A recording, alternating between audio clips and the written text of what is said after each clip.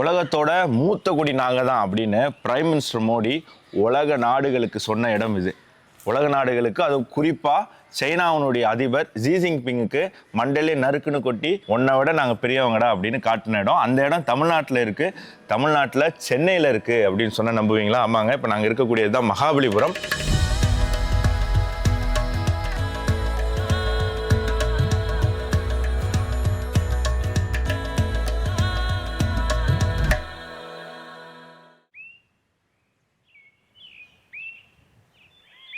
அர்ஜுனன் மண்டபத்துக்கிட்ட இருக்கும். ஸோ இதை பற்றின கூடுதல் தகவல் நம்ம அபினவ் சொல்வார். அந்த காலத்தில் பல்லவ சாம்ராஜ்யம் அப்படின்றது மிக வலிமையான ஒரு சாம்ராஜ்யமாக இருந்தது. பல்லவ சாம்ராஜ்யத்தினுடைய புகழை கேள்விப்பட்டு சீனாவிலிருந்து வந்த யுவான் சுவாங் அப்படின்றவர் பல்லவ சாம்ராஜ்யத்துக்கே வந்து இந்த நாட்டினுடைய மிலிட்ரி ஸ்ட்ரென்த், ஆர்கிடெக்சரல் ஸ்ட்ரென்த் இதையெல்லாம் நேரில் பார்த்துட்டு போனார். அந்த சம்பவத்தை நினைவுபடுத்தும் விதமாக பாரதம் அப்படின்றது சீனாவை விட பழமையான பவர்ஃபுல்லான ஒரு நாகரிகம் அப்படின்றத காட்டும் விதமாக தான் இங்கே ஜி ஜின்பிங்குக்கு அழைப்பு விடுத்தார் பிரதமர் நரேந்திர மோடி அவர்கள். அப்படிப்பட்ட ஒரு முக்கியமான கட்டிடக்கலையோட நுட்பத்துல தான் நாம இப்ப நின்னுகிட்டு இருக்கோம்.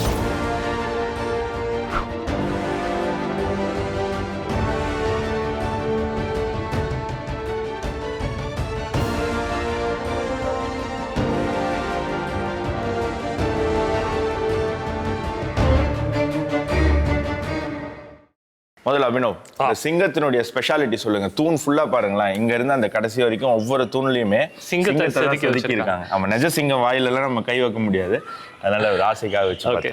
ஸோ பல்லவர்களினுடைய சின்னம் எது அப்படின்னு பார்த்தா சிங்கம் தான். ஒரிஜினலா பல்லவர்களினுடைய சிம்பல் அப்படின்றது ரிஷபம். ஆனா சாளுக்கியர்களுடனான போர்ல பல்லவர்கள் ஜெயிக்கிறாங்க. இது வந்து ஒரு மிக முக்கியமான வெற்றியா பார்க்கப்படுது. அந்த வெற்றிக்கு பிறகு அவர்கள் தங்களுடைய சின்னத்தை ரிஷபத்திலிருந்து சிம்மமா மாத்திடுறாங்க. அதனாலதான் அந்த வெற்றியை குறிப்பிடும் விதமா நம்ம பல்லவர்களினுடைய இந்த ஆர்கிடெக்சர்ல எல்லாத்துலயுமே பார்த்தோம் அப்படின்னா சிங்கத்தை வந்து அவங்க அடையாளப்படுத்துறத ஒரு முக்கியமான விஷயமா பயன்படுத்தி இருப்பாங்க. ஆனா ஒரு டிஸ்அட்வான்டேஜ் என்ன ஆயிடுச்சு அப்படின்னா, சாளுக்கியர்களினுடையான இந்த போர் அப்படின்றது நூற்றாண்டுகள் கடந்து தொடர்ந்துகிட்டே இருந்தது. இதனால பல்லவர்கள் தொடங்கின எந்த ஒரு கட்டிடத்தையும் முழுசா அவங்களால முடிக்க முடியாத ஒரு சூழ்நிலையை ஏற்படும். இந்த இதுவுமே வந்து முழுசா முடிக்க முடியல. அவங்க என்ன திட்டமிட்டு இருக்காங்க அப்படின்னு சொன்னா, அழகான ஒரு கோவில், அந்த கோவிலை சுத்தி உள்ளேயே வந்து பிரகாரம். இது வந்து ஒரே ஒரு பாறை, இந்த பாறையை வந்து கோவிலா செதுக்கணும் அப்படிங்கிறது அவங்களுடைய திட்டம். 6ஆம் நூற்றாண்டுல இருந்து 7ஆம் நூற்றாண்டுக்குள்ள இடைப்பட்ட காலத்துல இந்த பணியானது துவங்கி இந்த நிலைமைக்கு கொண்டு வந்திருக்காங்க. நம்ம எல்லாருக்குமே தெரியும், மகாராஷ்டிரால இருக்கக்கூடிய அஜந்தா எல்லோரா கேவ் ஒரு மிக பிரம்மாண்டமான ஒரு கட்டிடம். அந்த ஒரு ஸ்டைல்ல தான் இதை கட்டியிருக்காங்க. ஆனா முழுமைப்படுத்த முடியல. நீங்க பாத்தீங்க அப்படின்னு சொன்னா, இங்க வாங்க காட்டுறேன். இது வந்து உங்களுக்கு உள்ள பார்த்தாலே தெரியும், இது வந்து ஒரு கோவில் செட்டப்ல இருக்கு. இங்க வந்து இந்த பணிகள்லாம் முடிந்து இங்க கும்பாபிஷேகம் நடந்திருந்தால் எனக்கு தெரிஞ்ச ஒரு சிவன் கோவிலாவோ இல்லாட்டி ஒரு விஷ்ணு கோவிலாகவோ இது மாறி இருக்கக்கூடிய ஒரு கோயிலா இருக்க வாய்ப்பு இருக்கு. ஏன்னா இங்க திருநாமம் வந்து சின்னம் போட்டிருக்காங்க. சோ அதனால அது விஷ்ணு கோயிலா இருக்கு. ஒருவேளை பணி முடிந்திருந்தா இதுக்குள்ளதான் வந்து சாமி சிலையை வந்து அவங்க வச்சிருக்கணும். கோவில் பணி முடியாதது அப்படிங்கிறதுனால இது வந்து இப்போ அந்த காலத்துல எனக்கு தெரிஞ்சு நிறைய பேர் மெடிடேட் பண்றதுக்கு இந்த இடத்த பயன்படுத்திருக்கலாம்.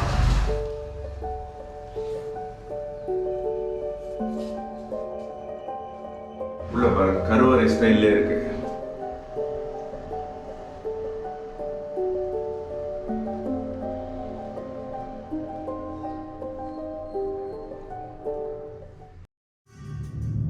மாமல்லபுரத்தோட இன்னொரு சிறப்புமிக்க இடம் தான் பஞ்சரதம். இது பஞ்ச பாண்டவர்கள் மற்றும் அவர்களோட மனைவி திரௌபதிக்காக ஒரு பாறையை குடைஞ்சு கட்டப்பட்ட கோவில்களாகும். இந்த கோவில்கள் வாதாபி மன்னன் புலிகேசிய போர்ல முறியடிச்ச மாமல்ல நரசிம்ம பல்லவரால கட்டப்பட்டது அப்படின்னு கருதப்படுது. ஆனா இதெல்லாம் பலரும் அறிஞ்ச விஷயம்தான். யாருமே அறிந்திராத ஒரு அற்புதமான பழங்கால கட்டடம் மாமல்லபுரத்துல இருக்கு. அது மகிஷாசுர மண்டபத்துக்கு மேல இருக்கக்கூடிய உலகநாத சுவாமி சிவன் கோவில். 1ஆம் மகேந்திரவர்மரால கட்டப்பட்ட இந்த கோவில் கோவிலாக மட்டும் செயல்படல, இது ஒரு லைட் ஹவுஸாகவும் இருந்திருக்கு. பழங்காலத்துல மாமல்லபுரம் உலக புகழ்பெற்ற துறைமுகமா இருந்தபோது சீனா உள்ளிட்ட சர்வதேச கப்பல்களுக்கு இந்த கோவில் தான் வழிகாட்டியா இருந்திருக்கு. அங்க நாங்க கண்ட இன்னொரு அற்புதம் கிருஷ்ணாஸ் பட்டர் பாத். இங்க ஒரு பிரம்மாண்டமான பாறை சறுக்கலான இடத்துல கீழே விழாம ஒரு பேலன்ஸ்டு பொசிஷன்ல இருக்கு. அந்த காலத்துல நரசிம்ம பல்லவ மன்னரே எவ்வளவோ முயற்சி செஞ்சும் இந்த பாறையை நகர்த்த முடியலையா.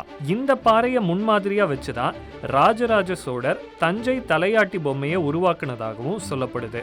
இது எல்லாத்தையும் தாண்டி மாமல்லபுரத்தோட கடற்கரையில் அமைஞ்சிருக்கக்கூடிய ஷோர் டெம்பிள் ஒரு மேன்மேட் வண்டர் அப்படின்னே சொல்லலாம். 2ஆம் நரசிம்மவர்மன் காலத்துல மொத்தம் 7 கோயில்கள் கட்டப்பட்டதா நம்பப்படுது. அதுல 6 கோவில்கள் கடல்ல மூழ்கிட்டதாகவும் சொல்றாங்க. எஞ்சிய ஒரே ஒரு கோவிலை மட்டும்தான் இப்ப நம்மளால பார்க்க முடியுது. பல்லவர்கள் இந்தியால மட்டும் இல்ல, உலக அளவுல இந்திய கலாச்சாரத்தை பிரபலப்படுத்தினவங்க. முக்கியமா தென்கிழக்கு ஆசிய நாடுகள்ல தமிழ், சமஸ்கிருதம் ஆகிய 2 மொழிகள் பரவவும் இவங்க தான் முக்கிய காரணமா இருந்திருக்காங்க. ஹிந்து மகாசாகரத்தோட அசைக்க முடியாத சக்தியா பல்லவர்கள் இருந்ததுனால தான் சீனர்களும் வியாபாரத்திற்கு பல்லவர்களோட உதவியை நாடி இருக்காங்க. ஸோ இன்னைக்கு உலகத்தோட டானா தன்னை ப்ரொஜெக்ட் பண்ணிக்கக்கூடிய ஒரு கண்ட்ரி தான் சைனா. கேட்டால் நாங்கள் ஒரு சிவிலைசேஷனல் ஸ்டேட் அப்படின்ற ஒரு முக்கியமான அடையாளத்தையும் அவங்க காட்டுறாங்க. ஆனால் சிவிலைசேஷனல் ஸ்டேட்டான சைனாவுக்கே அப்பா இந்தியன் சிவிலைசேஷன் தான் அப்படின்றத அதிபர் ஜி ஜின்பிங்கை நேரடியாக கூப்பிட்டு வச்சு பிரதமர் மோடி சொன்ன இடம் தான் இது. தமிழன்னு நம்மளை மாறு தட்டிக்கிறோம். இந்த ஒரு விஷயத்த நம்ம வந்து பயங்கரமாக கொண்டாடி இருக்கணும். ஏன்னா நம்மளுடைய பிரதமரே தமிழர்களுடைய பண்பாடு எவ்வளவு பெருசு, அது சீனர்களை விட பழமையானது அப்படிங்கிறத உலகிற்கு நறுக்குன்னு சொல்லியிருந்தாரு. ஆனால் அந்த நேரத்தில் நம்மளுடைய ஊடகங்கள் இதை பெருசுபடுத்தலை. இது சரியான நேரம். நீங்கள் இந்த வீடியோவை நிறைய பேருக்கு ஷேர் பண்ணுங்கள். மறக்காமல் TJ360 சேனலை சப்ஸ்கிரைப் பண்ணுங்கள்.